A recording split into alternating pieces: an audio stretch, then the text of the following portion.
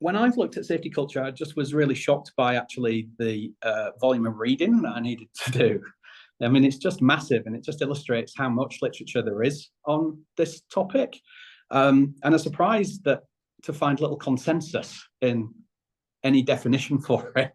So I've read lots of papers, and I don't think I found two that even are close together in describing what this thing is.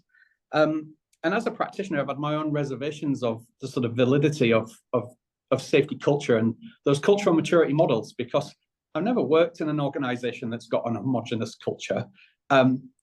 Organizations are about as diverse as the people that work in them, and often culture is diverse within companies too, depending on who we work for, what little communities we've set up, what sort of work we do.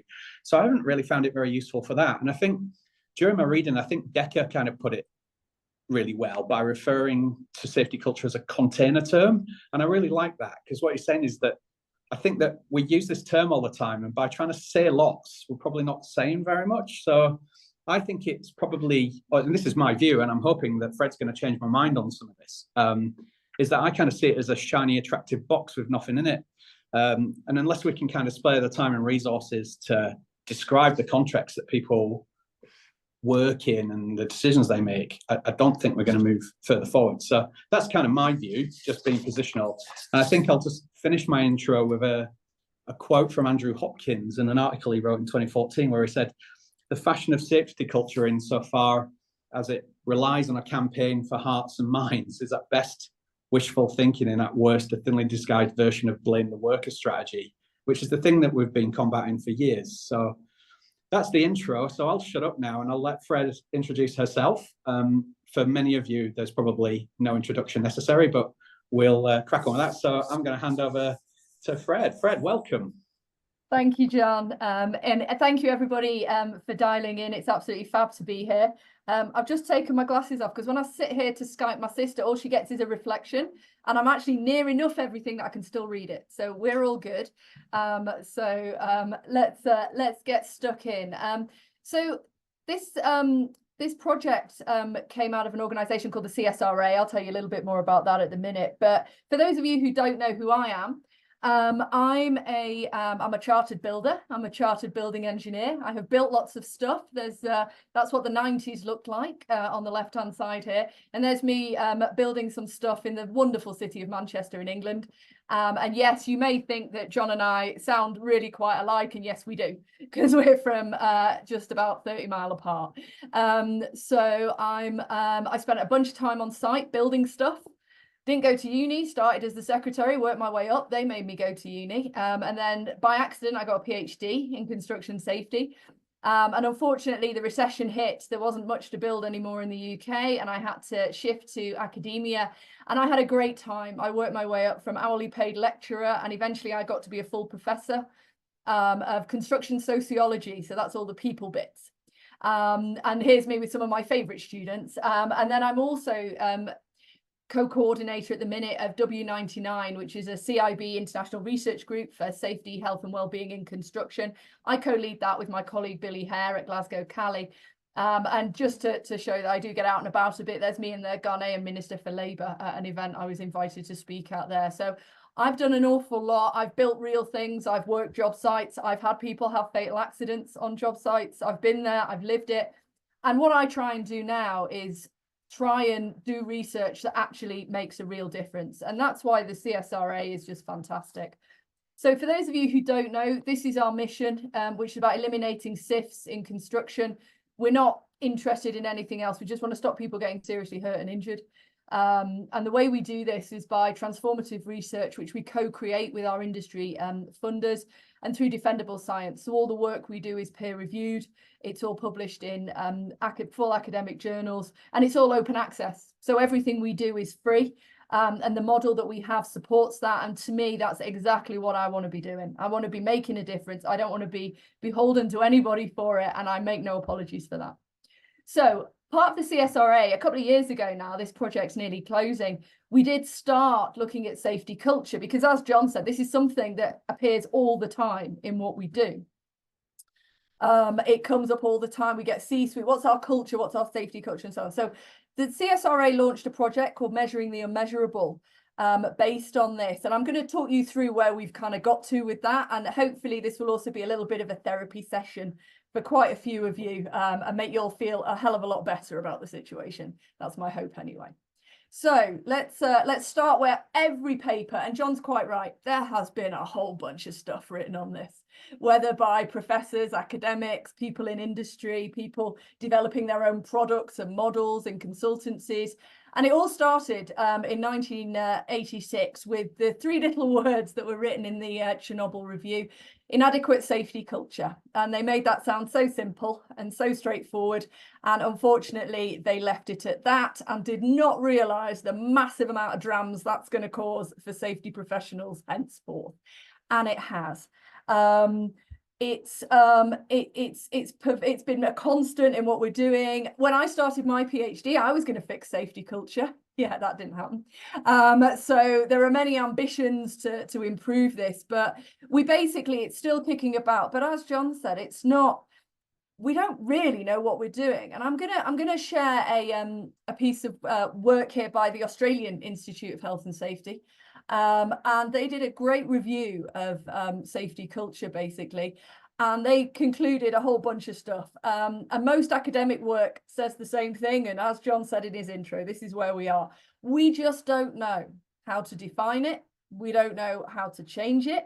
We certainly don't know how to measure it or any interventions we're doing to it to try and change it. We don't know what theories or conceptualizations work in practice. There's loads of models. There are lots of frameworks. There are all sorts of things being developed about this, but nothing has stuck. So we didn't find this solution to any of these. And what the Institute of Health and Safety actually ended up on was there is a massive gap between evidence-based knowledge and industry needs. And what we have is within the academic world where that evidence base is grown, we're very fragmented because we don't have that definition. Every paper starts with a review of definitions, and then most folks just pick the one they feel like and carry on with that. But that doesn't lead us to coherence. It doesn't lead us to a robust scientific foundation. I'm going to come back to definitions in a little while, but basically it's a big old mess. And part of the problem that we're seeing at the minute is that despite that, a lot of regulators, professionals, certainly here in the US, we have the Californian utility regulators now insist on safety culture analyses of their operators for a license to operate. In Canada, we have a lot of nuclear regulation involves safety culture, and people doing their own analyses. Now, this is really it's more problematic than anything because it suggests, oh, there's a report by the Canadian nuclear folks about how to do your safety culture analysis. Now, that makes people think that there is an answer to this, and there really isn't, because once you open those reports, once you get in amongst them, the devil's in the detail. Those reports spend a good few pages talking about a definition. Those reports spend a good few pages looking at how could we measure it in different ways with different models. And we really aren't kind of got this much further than probably we were a few months after that Chernobyl report came out and people started seizing on the subject area. So what we actually do get, and here's just a few definitions for you, John, and these are very limited. There's tons of the things, but what I wanted to highlight is these things tend to come in groups, and we kind of get the individual. So culture is the collective sort of the programming of the mind, the beliefs within an individual. And so people were like, well, culture is brought into the mixture by the individual, but then other people went, well, hang on, no, it's a social interaction. So it's the collective. It's the way we do things around here. So we've got the individual is important, operating in the collective. And then you can see here, Don Cooper's example expands that to organizational structure, organizational culture and context. So something is essentially the individual, the collective and the organizational. Well, that's everything. That's pretty much everything that we could look at within an organization. And so we end up with the problem that if everything is safety culture, then actually it's not really anything. It doesn't, we struggle because if everything is important, the individual, the collective, the organization, well, then nothing's important because it's all important. And we really start getting into these paradoxical spaces that aren't helpful at all. Certainly not for practice and making sense of things. And they're not very helpful for science either. So on that note, just to let you know, if you are confused about safety culture, please don't panic, because it's not you, it is it. And it is a problem. Now, let's see where I went with this, because after saying, and I appreciate the irony that I've just said, there's all these definitions, there's all these models, there's all different ways of looking at it, but this one works really, really well. It's not, it's possibly slightly skewy, but it kind of works. And you can see the CSRA team logo for measuring the unmeasurable there that I got away with because my boss, Professor Matt Hallowell, was out of the country when I designed it. But spaghetti and meatballs, let me talk you through this. Slight interruption, Fred. I just wanted to do a humble brag and say I have one of those stickers. Oh, there you go.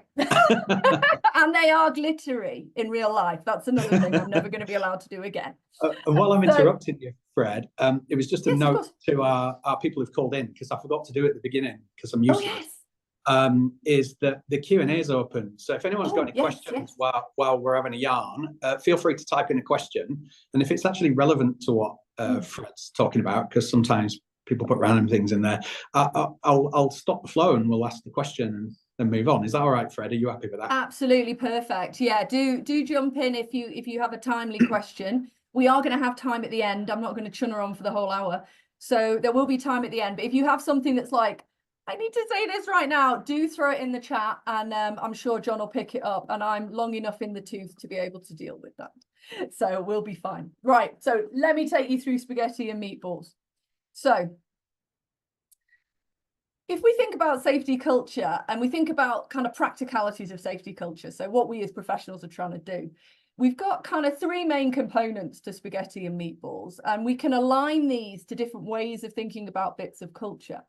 So first of all, we've got the meatballs, and I know there's 7 in that picture because I have counted them a lot. And these are the tangible, easy to grab things. This is what we can easily measure, we can look at. Do we have, for example, some people sort of base their understandings of culture and research on policies and ways of and processes. So we know if there's a policy or not. It's binary, yes or no. We've got one or we haven't. So the meatballs are the really kind of tangible, easy to grab things, and they're pretty useful. We can play with those in certain ways, and we'll come back to that later. Now, the pasta, or noodles, as they call them in America, which is a bit weird. So we've got our spaghetti. And the spaghetti, we could measure that in a number of different ways. So this is sort of like, we could measure the number of strands. We could line it all up and get total spaghetti length, whatever that might tell us. We can start playing with sort of like how many strands are of different sizes and things like that. So, but we're going to make a mess doing that because we're going to flick sauce all over the place. It's not straightforward and it's not super simple, but it is doable. So we can sort of envisage our noodles as, for example, the safety culture survey. We're getting opinions. It's a proxy. It's not quite doing it, but it's okay and it's working. And by the way, I'm not conflating culture and climate, because I'm sure some of you are going, and rightly so. So culture is not climate, and we're going to talk about that again later as well to clarify that. Now, the complicated bit about spaghetti and meatballs is the sauce. And this is where we start getting into kind of real analogies around culture. I'm sure that every safety professional on this call could tell you whether your job site was safe with about 2 minutes of walking on it. We get the feels. We know how this feels, what this feels like, what this works. But how the hell do we articulate that? And that's very like a spaghetti sauce, because we could list the ingredients, but that doesn't tell you what it tastes like. We could taste test it, but then lots of people have different taste opinions. That's not going to give us a kind of standard uniform benchmark that we can jump from in any kind of useful management, traditional management kind of way. Or we could kind of burn it and work out all the different calories in it and things like that. There are ways of looking at it, but none of them really explain and articulate what this feels like to eat. And that's where culture is. It's messy. It's really difficult to get hold of, but the source is kind of the intangible. And I'm sure some of you have heard that safety is something we construct and share societally between us. And that's what this source is. It's the social construction of safety kind of made into a manifested thing. And it sits there with the meatballs and the pasta. And so this model really does kind of help us out in terms of understanding or making this sensible. And there are different elements that link to these that we can measure. And I'll come to that later.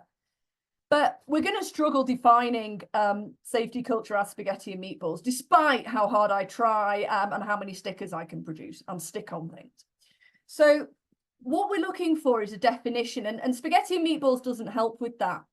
And definition for this is something I've been wrangling with, and I've just spent the past week writing a paper that I really hope will help safety professionals as to why we're probably not going to get there. But let's talk definitions for a minute. So there's kind of two sorts of definitions. There's I can never say this, it's being from Manchester. Intentional, which is where we look at all the things that make something up. So let's think planets. Planets are the easiest way to look at this. So back in the day, when Pluto still had some credibility, the planets were simply a list of all the planets in the solar system. And we do this with safety culture quite a lot. Safety culture is all the list of its component parts, like the ingredients within our spaghetti and meatballs. But that's an intentional definition, and that doesn't really help comparisons with different researchers, with different professionals, with different industry sectors, things like that, because we never really do like for like, because people make their own ingredient lists. Everybody cooks their marinara sauce slightly differently. So we end up with a problem. Now, what happened with Pluto, bless it, was that the astronomers around the world got together and they said, this isn't really going to work because we're going beyond our solar system now. And we need to be able to understand where this is going. So what they did was they made 3 rules, or it might be 4, 3, I think, of what makes up a planet. And I cannot remember them now, other than one of them is about orbits. One's clearing areas in your vicinity through gravity. And this is really embarrassing because I do have a qualification in astronomy. But but basically, they came up with a set of rules. Now, those rules can be applied to any celestial body anywhere in the universe. So we can tell if there is a planet orbiting 2 stars over as their sun and so on. So that makes the science much more robust. Poor Pluto, it's not a planet anymore, I'm afraid, love. So that got missed out. But we can see that for safety culture, that list of all the ingredients isn't that helpful because we change what they are. We need some rules if we're going to do it, but creating those rules is going to be really tricky. So when we started our CSRA Team Spaghetti and Meatballs, we started out with that intentional definition to try and figure out what was important or what wasn't. Maybe that would help us create those rules and create those ideas. So what we got was this. So this, colleagues, is a Q sort. Now, a Q sort is a way of putting an objective valuation on a subjective thing. So what you can see here, we go from -5 to +5, and all the elements in the boxes are what has been ever researched in the literature as relevant for safety culture. Okay, so you can see we've got things like incentives and rewards, we've got processes and procedures, we have leadership, we have worker engagement, we have commitment to things, or everybody, so you get workers, C-suite, leadership, all those things. And what we asked our team to do was to say, how important is this element? And this is the answer they came up with. So we had a bunch of teams, they all did theirs, then we normalized that. And this is the final Q sort for this. And I'm just going to move my little box here, because what I can then see is that on our plus side, we have all the things that are at source respective, their management, commitment, leadership, things like that. And you can see the reference to the paper down on the bottom. And like I say, that should be on our CSRA website for free. And if it isn't, give me a holler, because I'll make sure it gets up there soon. But this is where we ended up. And it wasn't a massive surprise as such. But interestingly, we then asked our teams, can you put either a meatball, a noodle, or some sauce to what these are? And that's what happened. Now, this is actually really quite interesting because, as you can see, on the right-hand side, we are seriously in saucy territory. And remember that sauce is the hardest thing to grab. It's the hardest thing to understand scientifically. And it's also it's the most subjective. So everything in there, commitment, values, and belief, these are saucy things. On our left-hand side, you can see we've got all our meatballs. And then the pasta, there's a bit of a mess in the middle, which is to be expected, by the way. But we've got all these meatballs hanging out on the left. Now, we came up with some good discussion around this, and a really interesting suggestion was made that maybe all the meatballs are on the left because we think we've done them. And if you have a look, these are all kind of the historical, we know inspections are important. We know rules and regulations to some extent are important, and compliance, housekeeping, all the boring things that we know what we're doing.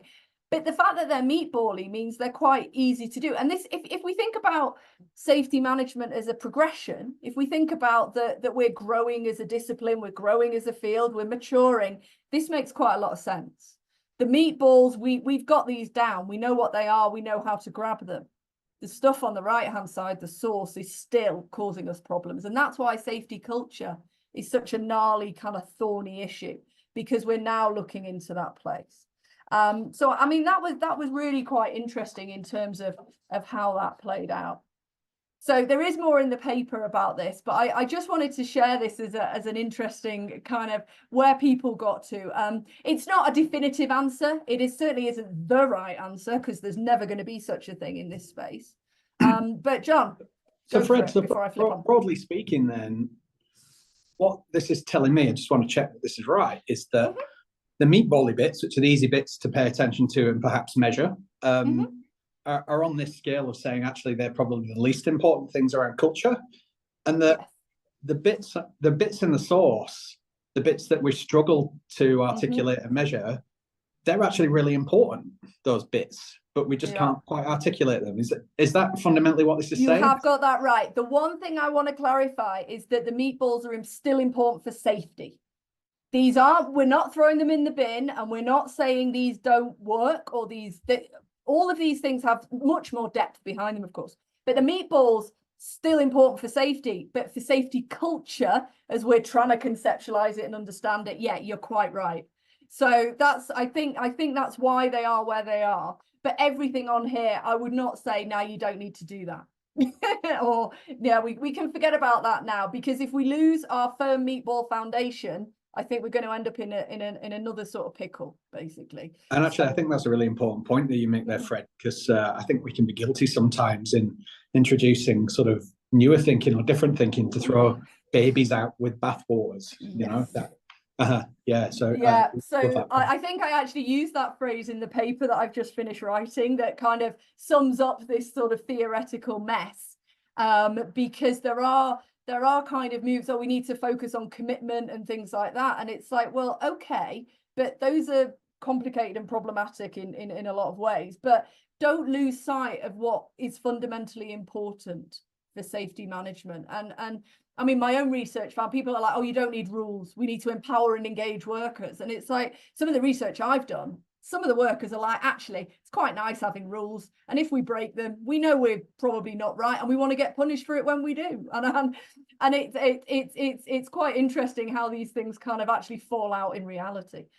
Okay, so there's another bit, Fred, that I think is interesting, and that's the piece about there's a bit in the source there about management commitment to safety. And I might be preempting, I might be doing a spoiler here, I don't know. But, you know, I think about, the worker perception to management commitment to safety is climate, right? Like yes, that's fundamentally climate. Definitely, yeah. So is in all of this saying that actually climate is an important measure if you're interested in culture, but it's not culture? So I am not a safety climate anti-person. I think it's great. But what you need to do is acknowledge that what it's actually telling you, because it isn't telling you what your culture is like. It's telling you what workers think about how you are doing your business and how safe they think you're being. And your workers know damn well if you're going to have an accident or not. They really do. So a climate survey is a great taking the temperature of what we're doing, but it won't necessarily give you great insights into these other things. But yeah, it is roughly a measure of how folks think management's doing, C-suite are doing, things like that. But it's more how they kind of feel and evaluate what's happening. And so climate surveys are great. There are very few actual elements within a climate survey that have been validated for relationships to safety performance, because that's what you want. You want a tool that tells you this is how your safety performance is kind of going down. The workers know, of course they do. You have to make sure that climate survey is being done properly, and we're giving folks time to do it. I mean, back in the day. You remember that it was the 90s, times were different, but I remember handing out safety climate surveys to workers and they just ticked down their brilliant all the way down because they wanted to get back on the job. I think workers are a little bit more savvy these days, and they really do feel that if they feel they're in danger from the way that the organisation or the job site is working, they're going to holler. And so I think climate surveys actually really do have a place. I think they are important. As a tool for safety professionals, definitely. There was a little sub-question in there from one of our, I don't know, I don't really refer to webinar people as listeners, right? Because they're watching, viewers. So one of our viewers, I feel like I'm on like, you know, Saturday Superstore or something. One of our viewers has written in and asked us, just to explain, when you were talking about safety climate, you made a comment about C-suite commitment. Yep. And they were asking whether you might be able to provide just a quick explanation of what you meant by that. Okay, yeah, good point. So one of the fun things about doing a Q methodology a Q sort like this, is that you don't explain what anything is, because it's important to see how people make sense of it by where they put it. However, I will delve into this one a little bit. So C-suite commitment is very much kind of, so organizational guiding mind and how much they actually walk the talk. Because, for example, we often see kind of C-suite leadership engagements or site visits where they talk to the worker. And I've been on the receiving end of those as well. I've had to stand there and smile awkwardly till the C-suite person buggered off and I could actually get on with my job. But it's more sort of what they're actually demonstrating. So the idea of commitment comes all over that saucy space. And the C-suite are the ones who are giving it this, like safety is our #1 priority. Nobody ever doesn't say that. Of course they say that. But how they actually demonstrate that. And what we did in the study, interestingly, was we were trying to find ways of unpicking that.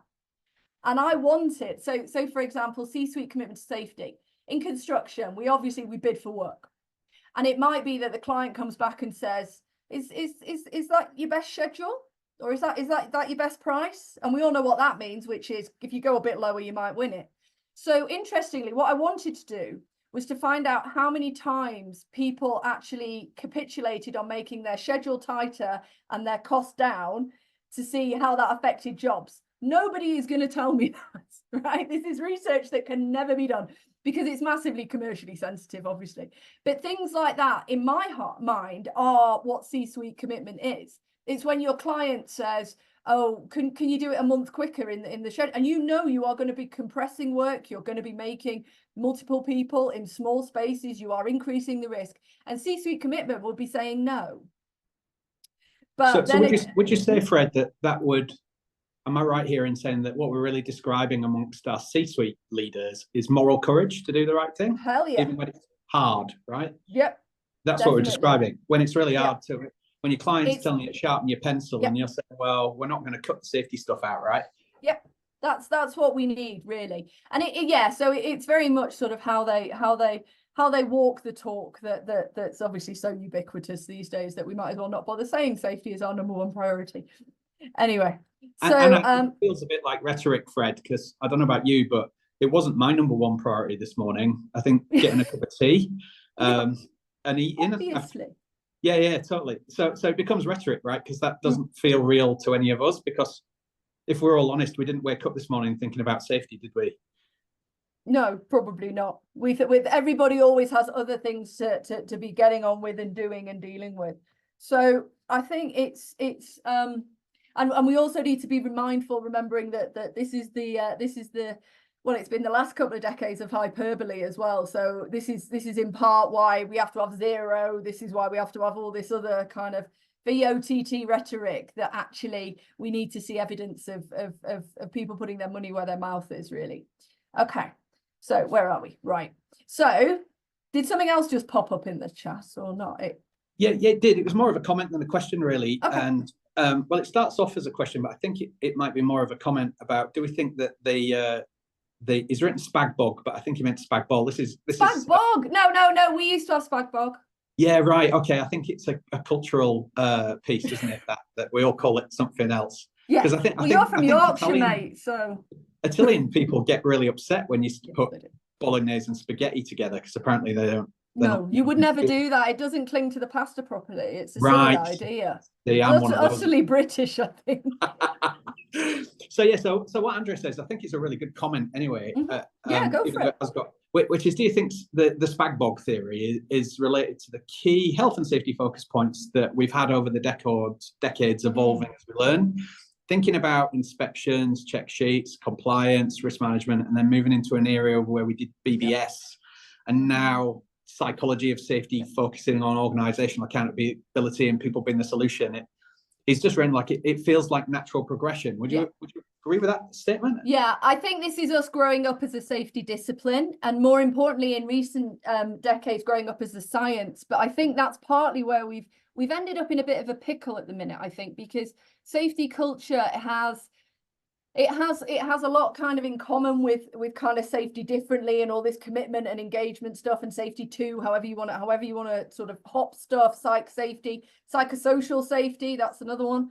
And so we've got all these different things. I think it is a natural maturing, but I also worry that we're all looking over here and we're forgetting that inspections actually kind of help people, and so we shouldn't lose sight of the boring stuff. But yeah, I completely agree. I think this is a natural growth and maturity, but we need to make sure that the science keeps up, basically, so that we're not stepping into territories where we don't have the empirical evidence, because there is no there is a spoiler, there is no empirical evidence of how you improve your safety culture. Doesn't work. The only validated thing scientifically is a certain type of climate survey.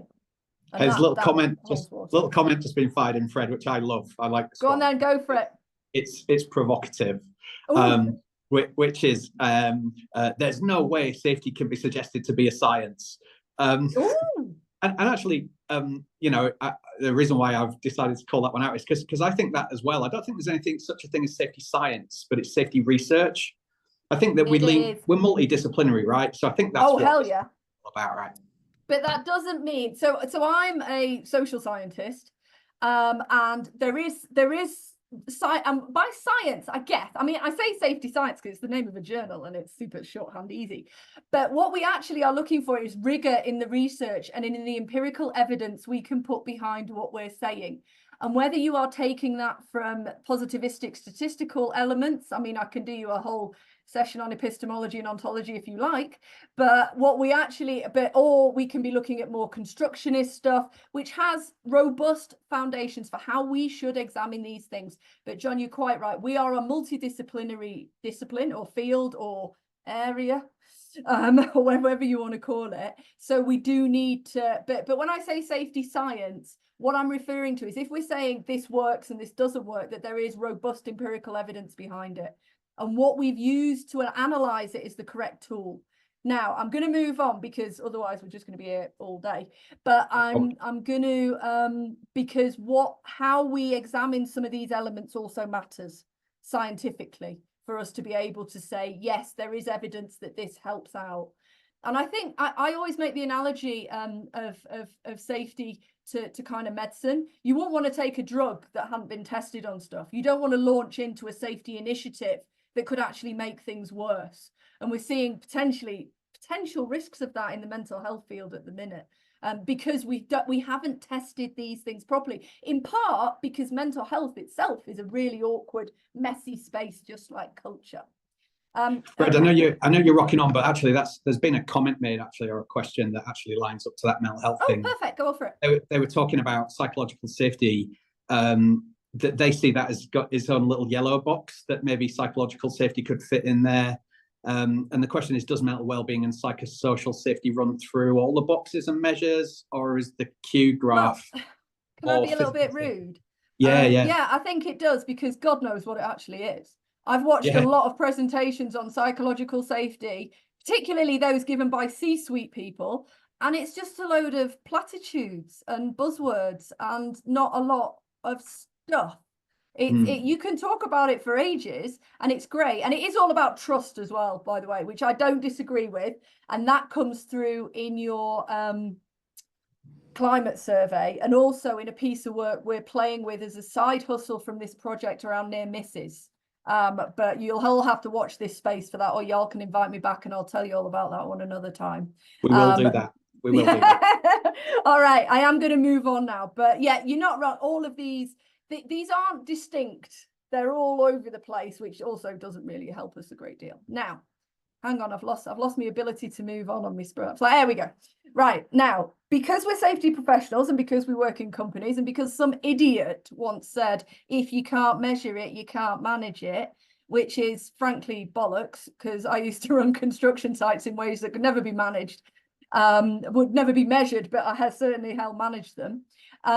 So unfortunately, that saucy stuff is the hardest to grab, because if you look at commitment from an academic point of view, it's just as bad as culture. I thought we'd got somewhere with this. I thought, oh yeah, look, loads of commitment stuff. Let's go into commitment. Let's go down that rabbit hole, see if there's something we can apply.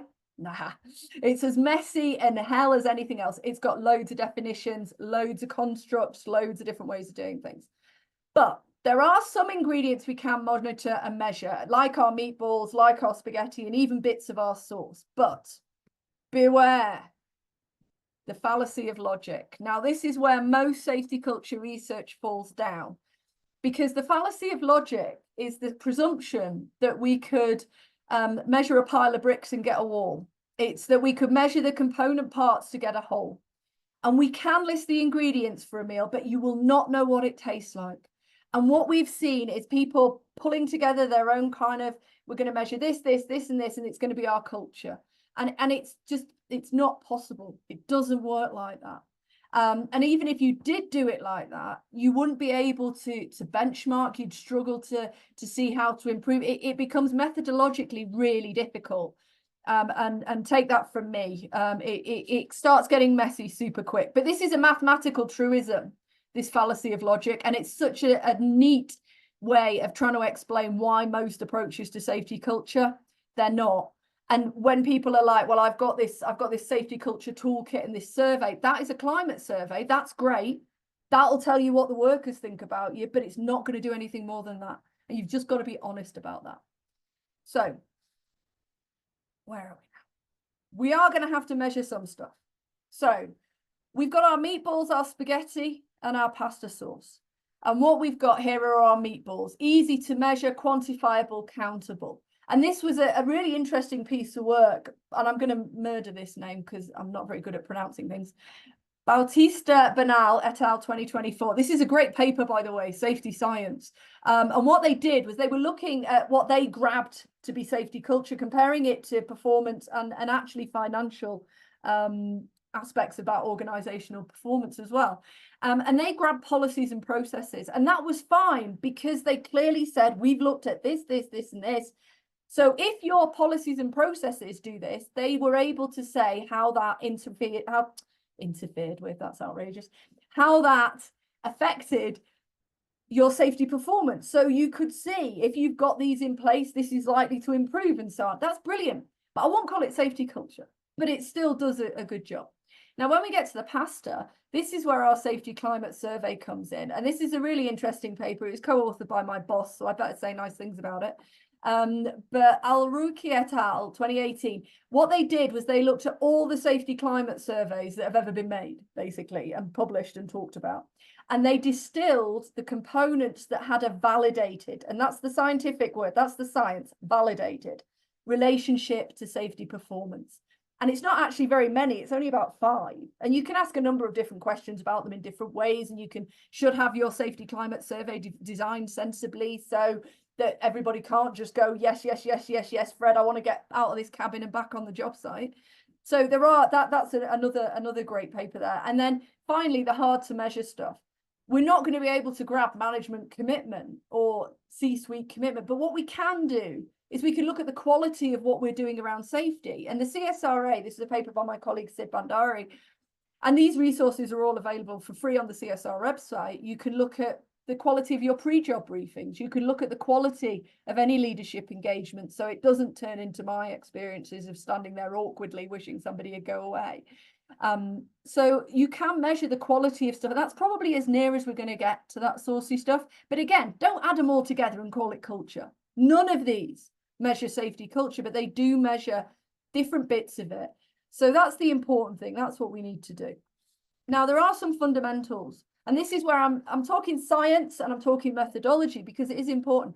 We need to be honest about what we're measuring and how we're measuring it, because that is where the rigor comes, the robustness, the validity. If you are measuring a social construction of safety using a survey, no, you're not, because that isn't going to work. Fundamental social science tells you that's not going to work. But you just need to be honest about what you're measuring, how and why. Second point, focus on deeds, not words. Everybody says all the right things. I care about safety. Yes, of course I do, because why would I say I didn't? Everybody knows, and that's from the guy that's sweeping up to the CEO, right? Everybody says the same thing about safety. Look at what's actually being done. So, for example, we're playing with some work at the minute where we're looking at, well, people say, right, we know we think more, start again, Fred. We think that fewer people being supervised, the supervisor would have more time to work with his subordinates about safety. So what is the standard span of control for a supervisor on a job site, and how does that relate to performance? And we are getting the data, because the CSRA is great for this. We have a lot of companies, we can do these kind of big things.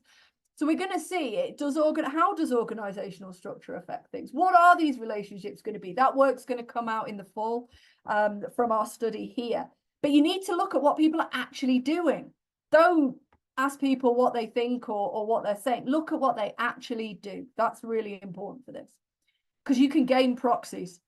Any C-suite person can go and run around a job site for 20 minutes and leave, and there's a tick in the box. Did I do a safety leadership walk? Yes. There you go. It might have been the worst one ever, but you've still kind of achieved it as such. So it shouldn't be a yes or no. Quality is important, and there are tools available to measure the quality of what it is you're doing. And if the goal of measurement is improvement, consider how the things you're measuring can improve what you do. Don't just measure stuff because it's easy. Don't just measure stuff because you can, because that's probably not going to tell you anything. And worst of all, don't get distracted chasing different safety culture metrics. That's not good safety work. Good safety work, in my opinion, is actually getting out there in amongst it and making people really feel like this matters and they matter, and that's how we're going to roll. Not trying to kind of meet arbitrary requirements based on a checklist or a to-do list of things you need to go out there and measure on that day. Don't chase things like that. So, another therapeutic moment. It's not you, it's still it. Safety culture is not helpful, it's not fun. We don't know loads about it. Unfortunately, there is a lot of stuff out there that make you think that people might have got this sorted, and I bet there's a lot of safety consultants who'll tell you they've got this sorted. If only you give them a chunk of change, they'll come and measure it for you. And some of that work could be really useful, because it does include like climate surveys and things like that. But generally, we really ought to be focusing on the things that matter. So here are my key takeaways to bring this over the line. We can't measure safety culture. We just can't. I'm hoping that I will have a paper that will be my gift to the safety professionals. They can roll it, they can print it out, you can roll it up, and you can hit your management around the head with it. That's literally what it's going to be for. And it's going to have loads of really big words in it, because you have to get really in amongst this to make sense of it. But in the end of the day, you can't measure this. And I really think we should stop trying. Adding everything together, calling it culture, that is a fallacy of logic. And it's not helpful if every company is doing it differently, if every industry is doing it differently. All you have is an understanding of one thing, which is okay. But then we can't test what is working for safety, what isn't. How are we going to get those sifts down if we don't learn as a whole industry? And that's why the CSRA exists, frankly, because you can't do this with tiny little data blobs. We need to come together and share what we know. And to do that, you need shared definitions and shared methodologies. It's a lot better to focus your resources and your energy on stuff that has been scientifically validated and proven to improve safety. I haven't seen an academic paper that tells me psychosocial safety improves your performance by X amount, or you will have you have fewer injuries. I mean, admittedly, it's fairly new, and all of this needs to be longitudinal, because the fundamental fun thing about safety and why I'm involved in it is it's a non-event. You're measuring something not happening, i.e. an accident, which makes it even more methodologically problematic. So you're actually trying to grab something not happening. You like that, didn't you, John? I did like that. And do you think, I'm always controversial in the questions, but do you think the Australian government have moved too early in creating their regulations around psychosocial safety? I haven't got into them. I've just seen that has happened recently, and it is something I need to take a little bit of time. I mean, I don't think it's going to do any harm, but I don't think it's going to be the magic bullet, because certainly for construction, it's deeds, not words. I mean, I've heard a lot of people talking about psychological safety, and fundamentally what I'm hearing is trust. Well, yeah, but I mean, I come from UK construction. We used to have blacklists of our workers till recently, and the police denied they were involved in. Why anyone would trust the construction industry in the UK, I do not know. So yeah, that's going to go well. But I'm not. I need to review that situation a little more closely to see what they are bringing in and adding in. So I can't answer that at the minute. But I think it's everything seems to have sped up as well. We seem to be more reluctant to test things and see if they really do work, rather than this is something that we must do because it's obviously the right thing to do. Well, obviously doesn't always work like that. I mean, I'm still gobsmacked that we give kids smartphones and social media, because that really isn't a good thing to do. All evidence points to it, but yeah, we're still doing it. Crazy, isn't it? And like Sid's comment recently about, people are taking Wegovy, the glutide injections, and the science has got a big question mark around whether that's good for you or not, right? But we're all doing that. Royal we. Yeah. Hey, look, there's a couple of comments that have come up. We just let everyone know that we might not quite get into answering all the questions today because we may run out of time, but we'll have a go. But what we will do is any question that we don't answer, we will answer them. Fred and I will have a look at them and answer them collectively. And then we'll put it on our website with the webinar recording so that we don't lose any of that. Just one that was just a comment, but I thought it was a really important one. When you were talking about unintended consequences, Fred, one of our audience, Penny, was saying that unintended outcomes piece is a thing that, she's mindful of, super careful about, because in setting up commercial incentives on the client side, she works on the client side. Yep. So she's saying, that's something that she definitely worries about. So that was just really augmenting what you already said. Yeah. An anonymous attendee asked, and it's a similar question to what I was going to ask actually, which is, should the conversation be more about our organization's culture rather than talking about safety culture specifically? There you go. That's an easy one to answer, right? It's not. I mean, if we want to move anywhere, I mean, I would put safety culture in the bin, because it is your organizational culture. There's been a bunch of research that articulates how structure influences culture and how the different elements are likely to affect. Safety culture is a subset of organizational culture. You can't pull it apart because it's utterly intertwined in terms of cause and effect, to Penny's point. So it's or project sort of entwined. So you need to, we could be looking at organizational culture, but I fear, and having taught that in construction management degree for a long time, that's equally as messy in terms of looking at it. It's kind of easier because an organization does have a structure, but then of course it has the people therein. We have different site cultures, we have different departmental cultures. You end up with different layers, and these layers have crossovers, and it's just not that simple. I mean, back in the day, my job sites were not like other people's job sites, and their job sites weren't like the other people's job sites. You create your own culture by simply, well, I like to think when it was my job site, nobody messed about. I used to do all my own inductions, which is what you'd normally give to the work experience kid because it's really boring. But I wanted to look everyone in the eye and say, this is my job, and you are going to do this in the way that we are going to do this. And that worked out for me overall, which was pretty good. But no, it's definitely part of organizational culture, which is why our research actually ended up pivoting into the kind of detail of the structural space as it relates to construction.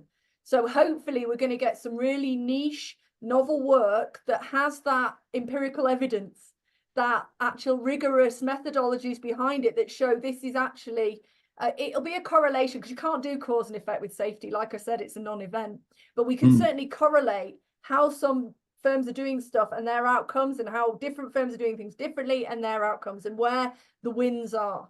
And we can hopefully start to learn from that.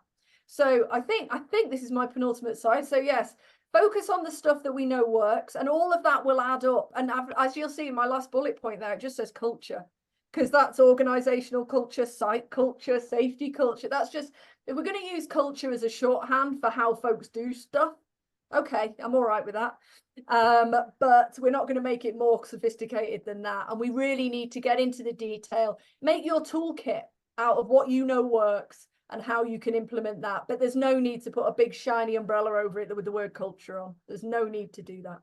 And as it says at the bottom, all the stuff out of this project will be available, hopefully by Christmas, she says, touch wood. So we're working on this now, and it'll all be available for free on the CSRA website. And that's there. You can see we're super easy to find. I think I'm the only Fred Sherratt in the world, actually, near enough. Fred Sherratt from Tennessee died. So do check us out and see what's going on. And thank you ever so much for A, inviting me, and B, hanging out. Thanks, John. That's all good. That's awesome. And I think so. We've still got a couple of minutes left. I think so. I might just do a few more questions if that's all right. Sure. My mate Matt's on the line. Matt Sadgrove. Hey, Matt. How are you doing? We're good muckers, him and I haven't seen him for ages, by the way. So seeing your name there makes me feel guilty that I haven't come to see you. Matt's always got interesting questions. So he's saying, using your recipe analogy is about some stuff you can see and some you can't. What you can do is see if you like the taste, then reverse engineer the components, focusing on improving the dish as a whole. So I think that's an extension to your analogy. Very much so, and it's a good one. I mean, my husband does do that sort of thing. He once had some katsu curry crisps, of all things, and he was like, "Fred, these are great. Can you make a katsu curry?" So I was like, "Right, I've got this in it. I've got this." I'm a big one for going to restaurants and him going, "Can you make this?" And I'm like, "Yeah, pretty sure I can." So yeah, we should be looking, and with all safety stuff, it should be a constant evaluation. It should be a longitudinal situation for sure, where we get this recipe, we reverse engineer that bit, we find out what worked there. And it might just be one ingredient that really helps our toolkit for improving safety performance. So no, I love that. I think I appreciate that. Thank you. Got a good brain as our Matt. He's a smart dude. So thank you, Matt. Let's have a look. I'm just trying to separate the comments from the questions. What tools, this is from Mark, by the way. Thanks for your question, Mark. He said, what tools can we use to educate managers on this and guide their good intentions into useful strategies? Okay, so firstly, there's that paper that you can print out, roll up and throw at them. The second thing is part of the CSRA sort of work is we do try and create tools that do help in this way.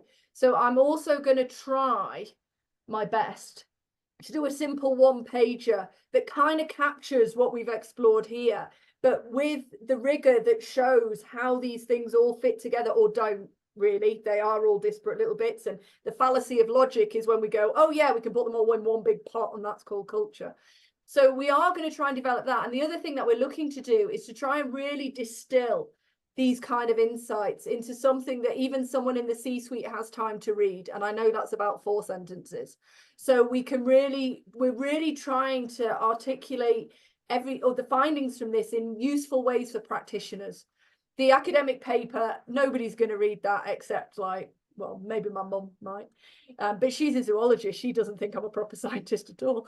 But there will be some useful stuff in there, and then we'll be trying to do that, because part of what we do need to do on this topic is education, because one of the biggest problems we've got is the fact that safety culture is creeping into regulation, it's creeping into law, and that gives a false impression that we know what we're doing with it, and we do not.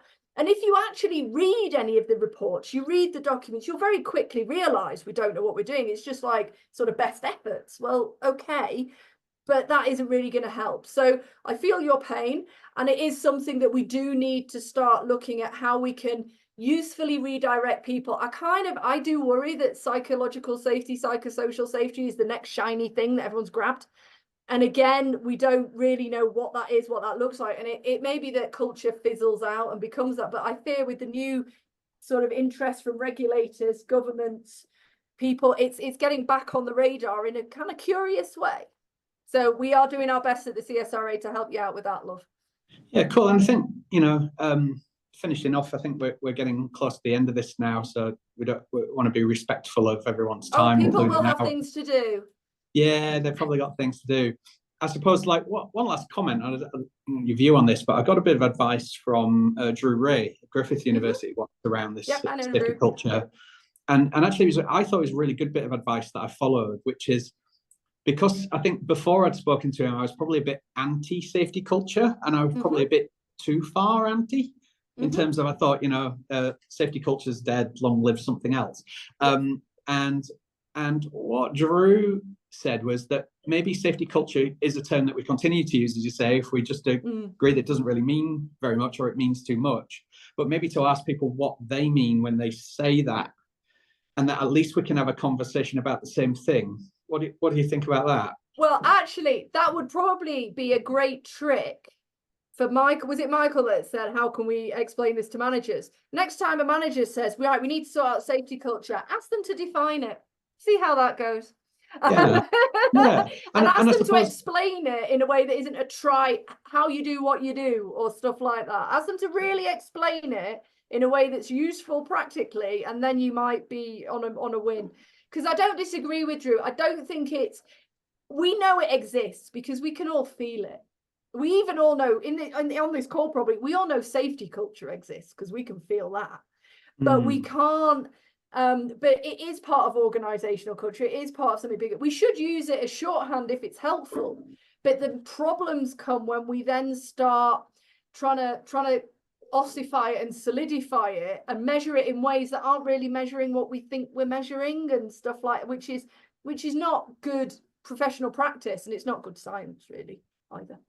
I love that, and I think that's a good finisher there, isn't it? That, I think about my material sciences background and where we introduced this concept of the anthropometric check, which is just somebody who's worked around this stuff for a while, kind of just knows the smell and feel, and will just be able to tell you that this thing's not right. They can't tell you exactly why it's not right. They just feel that it's not. And I thought that was a good analogy for that feeling. And I also kind of lined it up to, my time in the army when we were on operations, and we talked about atmospherics.